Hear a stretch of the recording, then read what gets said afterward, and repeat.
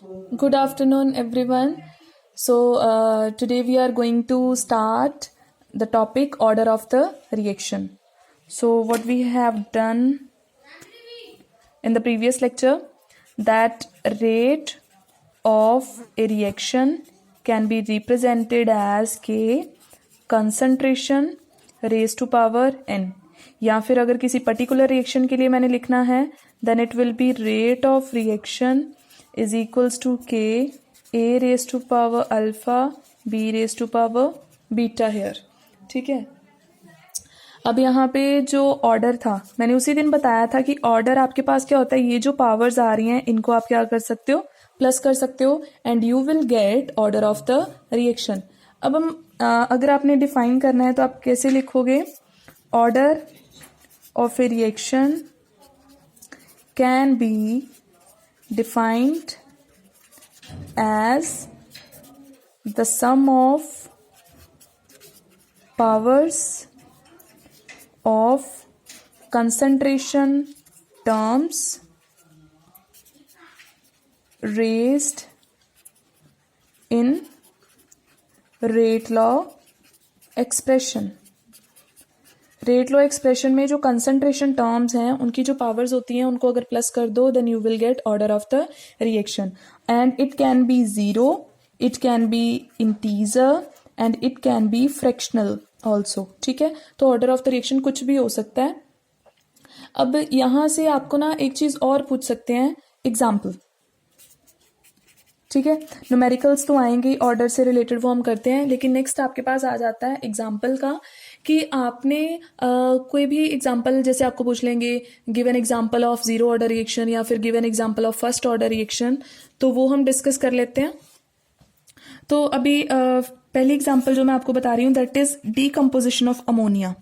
Ammonia अगर decompose होता है तो वो दो प्रोडक्ट बनाएगा, नाइट्रोजन एंड हाइड्रोजन, और अगर हम इनको बैलेंस करते हैं तो हमारे पास कुछ ऐसा आएगा. ठीक है, over the surface of platinum ये डीकम्पोज करता था. तो डीकम्पोजिशन ऑफ अमोनिया, अगर अब हम यहां से देखें कॉफिशिएंट से, तो कॉफिशिएंट कितना है, 2. तो आपको लगेगा कि जो ऑर्डर ऑफ द रिएक्शन है वो 2 है, बट एक्चुअल में यहाँ पे अगर हम रेट ऑफ रिएक्शन की बात करें तो आपका जो ऑर्डर ऑफ द रिएक्शन है दैट इज 0. ठीक है, दैट इज 0. यहाँ पे आपको ना एक कॉन्सेप्चुअल क्वेश्चन बन सकता है कि जो अगर हम बात करें लो प्रेशर की, अगर हम लो प्रेशर रखते हैं तो जो रेट है वो अमोनिया की 1 पावर पे डिपेंड करता है, उस time order of the reaction 1 है. लेकिन अगर हम बात करते हैं हाई प्रेशर की, तो एट हाई प्रेशर जो ऑर्डर ऑफ द रिएक्शन है वो 0 हो जाता है. And why this is so. ठीक है, तो ये जो रिएक्शन है हम इसको किस बेसिस पे एक्सप्लेन कर सकते हैं कि एक्चुअल में ये आपका सरफेस है मेटल का, जिसके ऊपर अमोनिया के मॉलिक्यूल्स पहले क्या होते हैं, सरफेस के ऊपर लाई करना स्टार्ट कर देते हैं. ये फिनोमिनन होता है एड्सॉर्प्शन का, हम बाद में फुल एक्सप्लेनेशन में करने वाले हैं. ठीक है, तो अमोनिया के मॉलिक्यूल आए, सरफेस के ऊपर एड्सॉर्ब हो गए, और देन जो सरफेस है वो एज ए कैटलिस्ट वर्क करना स्टार्ट हो जाएगा, और ये क्या बनाना स्टार्ट हो जाएंगे, नाइट्रोजन एंड हाइड्रोजन. अब जब प्रेशर लो होगा तब क्या होना है कि अमोनिया के मॉलिक्यूल्स ने सरफेस को फुल कवर नहीं किया है. हम जितना ज़्यादा अमोनिया लाते जाएंगे वहां पे, जितना ज़्यादा अमोनिया यूज़ करेंगे तो रिएक्शन तो डेफिनेटली स्पीड अप होगा ही, बिकॉज जितना ज़्यादा अमोनिया आता जाएगा तो सरफेस साथ साथ में उसको कैटलाइज करता जाएगा और रिएक्शन फास्ट हो जाएगी. तो इसका मतलब स्टार्टिंग में तो अमोनिया की कंसंट्रेशन के ऊपर रेट डिपेंड कर रहा था. जैसे जैसे हम अमोनिया का कंटेंट बढ़ा रहे थे, उसका कंसंट्रेशन इंक्रीज कर रहे थे, तो रेट ऑफ रिएक्शन भी इंक्रीज हो रहा था.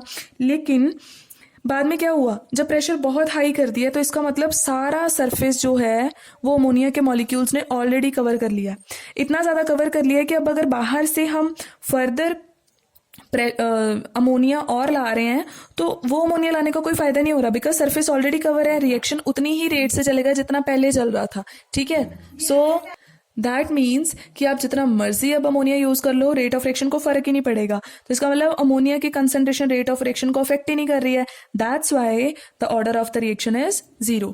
0 होने का मतलब ही यही है कि आप कंसंट्रेशन को जितना भी इंक्रीज कर लो, कम ज्यादा कर लो, रेट ऑफ रिएक्शन को फर्क ही नहीं पड़ेगा, वो सेम रेट से ही चलेगा. सो this is about the order of the reaction. Second, ये तो आपका जीरो ऑर्डर का था। अगर आपको फर्स्ट ऑर्डर रिएक्शन बोले तो फर्स्ट ऑर्डर के लिए आप ये एग्जांपल दे सकते हो, डीकम्पोजिशन। ठीक है, इसको N2O4 या NO2 लिख दो, ये बैलेंस उसका हो जाता है, एसोसिएट हो जाता है। ठीक है, तो ये जो आपकी रिएक्शन है, this rate of reaction is represented as N2O5 raise to power 1। This is first order reaction. ठीक है, तो ऐसे ही मैं कोई एग्जांपल आपको बता देती हूँ किसी फ्रैक्शनल ऑर्डर रिएक्शन की।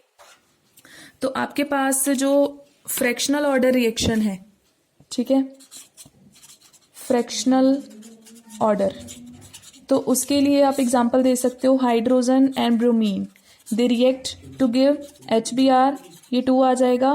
बट जो आपके पास रेट ऑफ रिएक्शन है वो डिपेंड करती है H2 की पावर 1 पे एंड Br2 की पावर हाफ पे।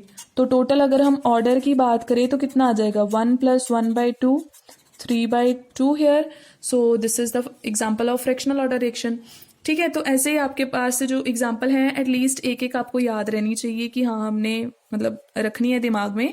ठीक है, कभी पूछा जा सकता है इससे रिलेटेड। तो this is all about the order of the reaction. Now let's solve the numericals related to the topic. ठीक है, so here we have the rate law for a reaction is found to be this. कोई भी reaction है उसके लिए rate of reaction कितना है वो ऑलरेडी गिवन है आपको। ठीक है, कुछ लिखने की जरूरत नहीं है। अब यहाँ पे वो बात कर रहे हैं रेट ऑफ रिएक्शन कितना दे रखा है, K, NO2 negative, I negative, H positive raise to power 2। अब वो बात कर रहे हैं कि ये हम इक्वेशन फर्स्ट कंसिडर कर लें। If the concentration of H positive is doubled, अगर H पॉजिटिव की कंसंट्रेशन को डबल कर देते हैं then how the rate of reaction will change. तो हम डबल करके देख लेते हैं। फर्स्ट केस में हम ऐसा कर लें या फिर लेट कर लेते हैं कि कंसंट्रेशन जो है H पॉजिटिव की वो कितनी है, C या X, कुछ भी मान लो। तो इसका मतलब जो आपके पास रेट ऑफ रिएक्शन है, ये मैं फर्स्ट केस सॉल्व कर रही हूँ, रेट ऑफ रिएक्शन कितना आ जाएगा, NO2 को ऐसे रहने देते हैं, I नेगेटिव को भी रहने देते हैं, H पॉजिटिव कितना है, C का आ जाएगा square. This is your first equation. Now second equation आपकी क्या बनेगी, कंसंट्रेशन उन्होंने बोला कि H पॉजिटिव की डबल कर दो। जो न्यू कंसंट्रेशन है वो H पॉजिटिव की डबल कर दी, तो H पॉजिटिव की न्यू कंसंट्रेशन डबल करके कितनी आएगी, 2C। तो अब जो नई रेट ऑफ रिएक्शन आएगी वो कितनी आएगी, K, NO2 negative, I negative, 2C square. अब इसको R1 मान ले कि जब हमने कंसंट्रेशन को C ही माना था तब रेट R1 थी, लेकिन जैसे ही हमने कंसंट्रेशन को डबल कर दिया तो जो हमारी नेक्स्ट रेट है वो क्या आ गई, R2। K, NO2 negative, I negative, 2C का स्क्वायर करोगे तो क्या आ जाएगा, 4C square. This is second equation. अब आप 2 को 1 से डिवाइड कर दो तो R2 ऊपर आ जाएगा। मैं एक ही सॉल्व करके बताऊंगी, बाकी सिमिलर हैं तो आप वैसे ही करोगे। ठीक है, ये हम डिवाइड कर रहे हैं, आपने लेट करके चल लेना है। C स्क्वायर कैंसिल, ये सारा कैंसिल, तो R2 कितना आ गया over R1, 4। R2 is equals to 4 times R1। इसका मतलब पहले जो रेट था उसका 4 टाइम्स हो जाएगा नेक्स्ट रेट। समझ में आ गया। सो ये है कि यहाँ पे कि ये आपका क्वेश्चन हो गया कि कंसंट्रेशन कैसे अफेक्ट करता है। तो कंसंट्रेशन को आप जितना चेंज करते हो, जैसे यहाँ पे मैंने डबल किया तो वो ट्रिपल भी बोल सकते थे, कितना भी बोल सकते हैं, है ना। तो अगर आप डबल कर रहे हो H पॉजिटिव को तो रेट कितना हो रहा है, 4 टाइम्स। अब ये जो 2 टॉपिक है ये आपने करने हैं।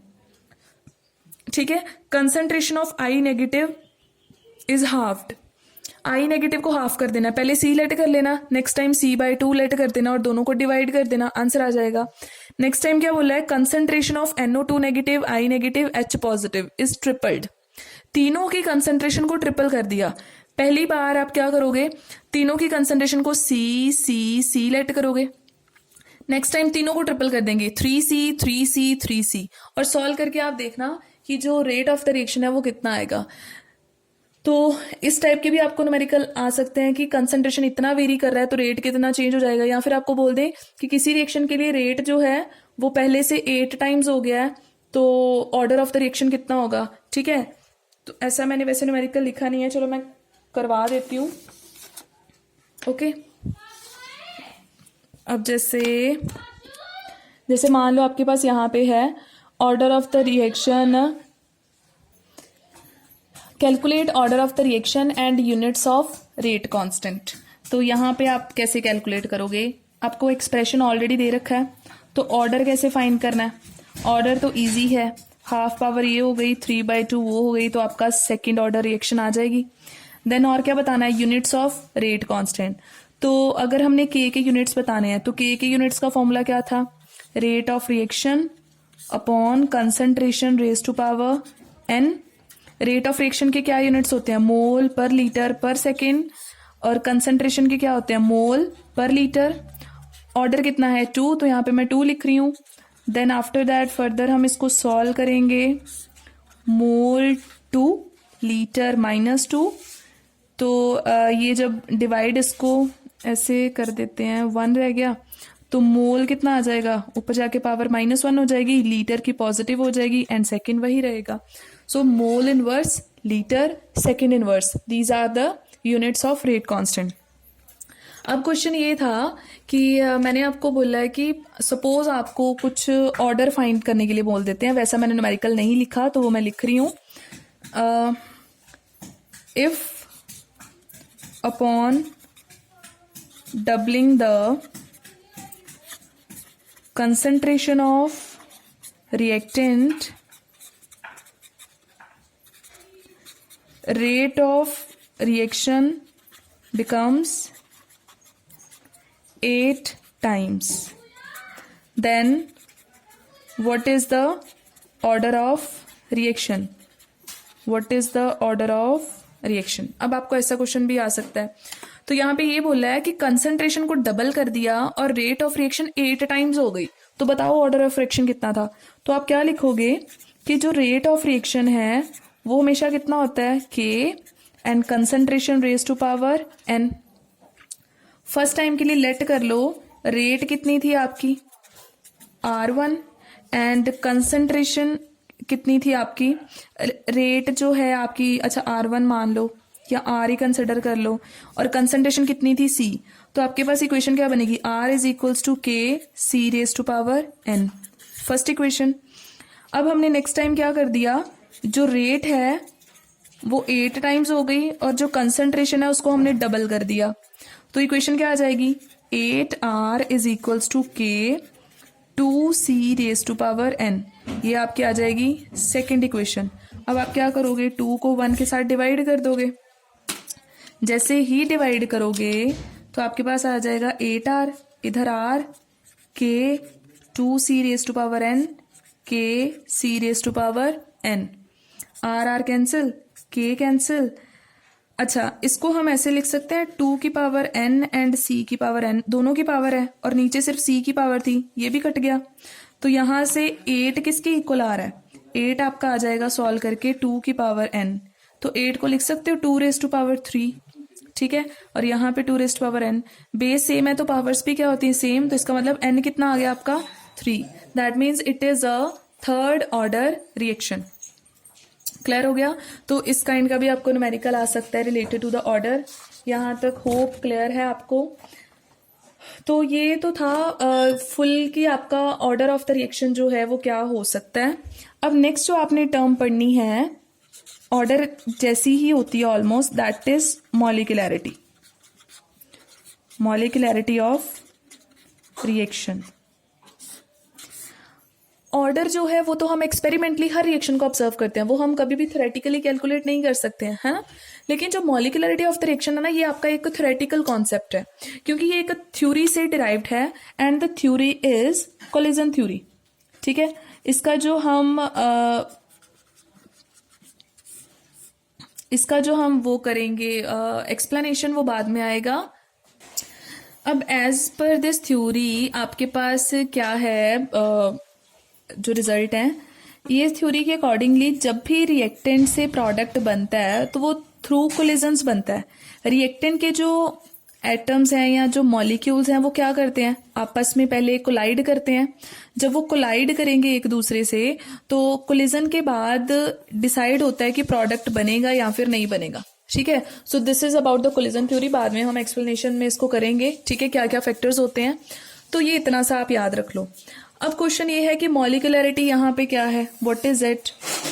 ठीक है, तो मॉलिक्यूलरिटी के अकॉर्डिंगली किसी भी रिएक्शन में आपके सपोज कोई भी रिएक्टेंट है, एक रिएक्टेंट आपका ए है, दूसरा बी है, दोनों ने मिलके प्रोडक्ट क्या बना दिया, सी।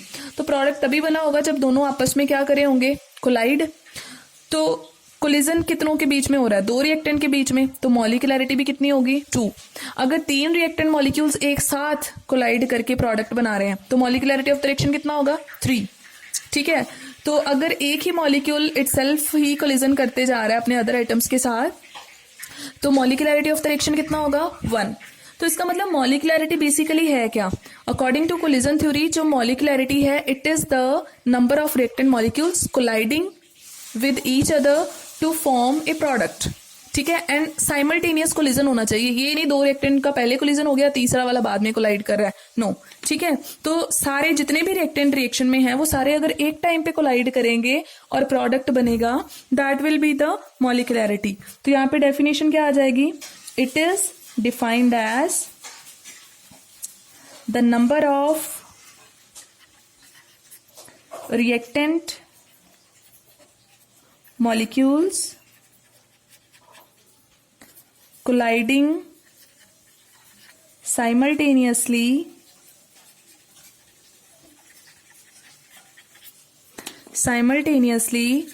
with one another to form a product, and this is known as the molecularity. और मॉलिक्यूलरिटी आपकी 1, 2, 3 एटसेट्रा कुछ भी हो सकती है, 0 तो कभी नहीं होगी क्योंकि कोलिजन 0 मॉलिक्यूल का थोड़ी होता है ना, तो 0 नहीं हो सकती है, और हाफ 3/2 फ्रैक्शनल भी नहीं हो सकती है। ठीक है, तो हमेशा ये इंटीग्रल इसकी वैल्यू आएगी मॉलिक्यूलरिटी की। तो ये इंपॉर्टेंट कॉन्सेप्ट है मॉलिक्यूलरिटी का। तो अब हम बात करते हैं यहाँ पे कि मॉलिक्यूलरिटी हमने कैसे किसी भी रिएक्शन की डिसाइड करनी है। तो कोई भी रिएक्शन है वो 2 टाइप की होती है। अब कोई भी केमिकल रिएक्शन है या तो वो एक ही स्टेप में कंप्लीट हो जाती है या उसको होने में काफी स्टेप्स लग जाते हैं, 2-3 स्टेप्स में कंप्लीट होती है। तो आपके पास रिएक्शन कितनी टाइप्स की आ गई फिर, 2 टाइप की। एक तो आ गई आपकी elementary reactions that takes place only in 1 step. ठीक है, और एक आ गई आपकी कॉम्प्लेक्स रिएक्शंस, वो क्या होती हैं, that takes place in more than 1 step. अगर एक स्टेप में रिएक्शन हो जाए तो एलिमेंट्री, अगर काफी सारे स्टेप्स पे होती है तो कॉम्प्लेक्स रिएक्शन। ठीक है, तो एलिमेंट्री रिएक्शन के लिए हमारा थोड़ा इजी हो जाता है क्योंकि वो एक ही स्टेप में कंप्लीट हो जाती है। उस स्टेप में जितने भी रिएक्टेंट आपस में कोलाइड कर रहे होंगे ना, ठीक है, तो वही हमारी मॉलिक्यूलरिटी आ जाती है। लेकिन कॉम्प्लेक्स रिएक्शन में मॉलिक्यूलरिटी डिसाइड करना थोड़ा डिफिकल्ट हो जाता है। ठीक है, तो हम कॉम्प्लेक्स रिएक्शन को क्या करते हैं, काफी सारे स्टेप्स में लिखते हैं। मान लो 3 स्टेप्स में लिखा और हर स्टेप की अपनी अपनी डिफरेंट मॉलिक्यूलरिटी होती है। इसकी अलग मॉलिक्यूलरिटी होगी, सपोज इसकी 1 है, इसकी 2 है या इसकी फिर से 1 है, तो हर एक स्टेप की अलग से मॉलिक्यूलरिटी आएगी। यहाँ पे तो एक ही स्टेप में रिएक्शन हो जाती है तो उसकी अपनी ही एक मॉलिक्यूलरिटी होती है। ठीक है, तो मॉलिक्यूलरिटी कैसे फाइंड करते हैं, अब जैसे ये रिएक्शन आपको याद होगा, अभी हमने करा फर्स्ट ऑर्डर रिएक्शन के लिए। यहाँ पे ध्यान से देखो, ऑर्डर कितना था रिएक्शन का, ऑर्डर था 1। ऑर्डर 1 क्यों था, क्योंकि एक्सपेरिमेंटली N2O5 की सिर्फ 1 पावर रेट ऑफ रिएक्शन को अफेक्ट करती है। ठीक है, 2, 3 या ऐसी कोई पावर अफेक्ट नहीं करती है, so order of the reaction is 1। लेकिन अगर हम यहाँ पे मॉलिक्यूलरिटी की बात करें तो मॉलिक्यूलरिटी आपकी बैलेंसिंग से ही पता चल जाती है। बैलेंसिंग में देखो यहाँ पे 2 आ रहे हैं तो इसका मतलब 2 N2O5 मॉलिक्यूल आपस में कोलाइड कर रहे हैं एंड देन आपका प्रोडक्ट बन रहा है। तो कोलिजन के अकॉर्डिंग अगर हम देखें यहाँ पे तो मॉलिक्यूलरिटी कितनी आ जाएगी, 2। ठीक है, क्लियर हो गया। और ये होती हैं आपकी रिएक्शंस। अब यहाँ पे एक चीज मैं आपको और बता दूं, मॉलिक्यूलरिटी एंड ऑर्डर में जो डिफरेंस है वो क्वेश्चन इंपॉर्टेंट है। इंपॉर्टेंट कौन सा है, ऑर्डर एंड मॉलिक्यूलैरिटी में डिफरेंस है क्या। ठीक है, तो ये आपने अच्छे से करना है। मैं सारे दोनों टॉपिक अच्छे से करवा दिए मैंने, डिफरेंस आप खुद डिसाइड करोगे। ठीक है, तो ऑर्डर एंड मॉलिक्यूलैरिटी में डिफरेंस आपने अच्छे से याद रखना है। और एक चीज याद रखनी है कि जो एलिमेंट्री रिएक्शंस होती है ना, जो एक ही स्टेप में हो जाती हैं, उसका ऑर्डर और उसकी मॉलिक्यूलैरिटी क्या होती है, सेम। लेकिन जो कॉम्प्लेक्स रिएक्शंस होती हैं उसमें क्या होता है, हर स्टेप की मॉलिक्यूलैरिटी अलग अलग है। लेकिन आपको पता है किसी भी रिएक्शन का ऑर्डर एक ही होता है, चाहे वो 10 स्टेप में हो चाहे वो 5 स्टेप्स में हो, उसका ऑर्डर हमेशा 1 नहीं होगा। सॉरी 1 कह रही हूँ, उसका ऑर्डर हमेशा एक वैल्यू होगी। ये नहीं कि एक स्टेप का अलग ऑर्डर है दूसरे स्टेप का अलग ऑर्डर है। ठीक है, तो ऑर्डर एंड मॉलिक्यूलैरिटी कॉम्प्लेक्स रिएक्शन के लिए थोड़ा डिफिकल्ट टॉपिक हो जाता है, बिकॉज यहाँ पे दोनों क्या होते हैं, सेम नहीं होते हैं। ठीक है, अब यहाँ पे एक क्वेश्चन आपको आ जाता है, वाई द रिएक्शंस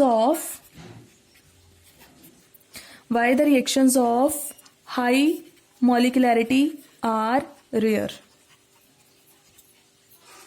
ठीक है, इसका मतलब पता है, सपोज मैं आपको बोल दूं किसी रिएक्शन की मॉलिक्यूलैरिटी 4 है या 5 है, तो उसका मतलब क्या हो जाएगा, उसका मतलब ये है कि उस रिएक्शन में जो 4 रिएक्टेंट्स हैं वो एक ही टाइम पे कोलाइड कर रहे हैं एंड देन प्रोडक्ट बन रहा है। क्लियर। लेकिन ये जरूरी है ऐसा हो। आपको पता है कि 2 रिएक्टेंट आपस में टकरा जाएं, है ना, 3 टकरा जाएं तो हो सकता है, अब जैसे A B C D 4 reactant है, हो सकता है इनका कोलिजन हो जाए एक टाइम पे, अगली बार ये इसके साथ कोलाइड कर जाए, अगली बार ये इसके साथ कर जाए, या फिर ये इसके साथ कर जाए। अब ये चारों एक ही टाइम पे एक दूसरे के साथ कोलाइड करें, ठीक है, और प्रोडक्ट बनाएं, चांसेस आर वेरी रेयर। एक ही टाइम पे सारे रिएक्टेंट मॉलिक्यूल्स का कोलाइड करना डिफिकल्ट हो जाता है। अगर तो रिएक्टेंट कम हो फिर तो पॉसिबिलिटी ज्यादा है, लेकिन अगर रिएक्टेंट मान लो 10-12 इतने कुछ हो जाए तो फिर तो पॉसिबिलिटी ऑलमोस्ट 0 हो जाती है साइमल्टेनियस कोलिजन की। तो इसीलिए हाई मॉलिक्यूलैरिटी की रिएक्शंस आपको देखने को नहीं मिलती हैं। ठीक है, तो हाई मॉलिक्यूलैरिटी की रिएक्शंस बहुत रेयर होती हैं, बिकॉज साइमल्टेनियस कोलिजन होने के चांसेस बहुत कम होते हैं। और अगर आपको यहाँ पे पूछ लिया जाए, अब जैसे मैं कोई एग्जांपल लेती हूँ जिससे आपको क्लियर हो जाएगा। The reaction is 5Br negative plus BrO3 negative plus 6H positive giving 3 bromine and 3 water. Okay, so ये आपके पास रिएक्शन है। अब ये आपके पास कॉम्प्लेक्स है या एलिमेंट्री है, आप कैसे डिसाइड करोगे।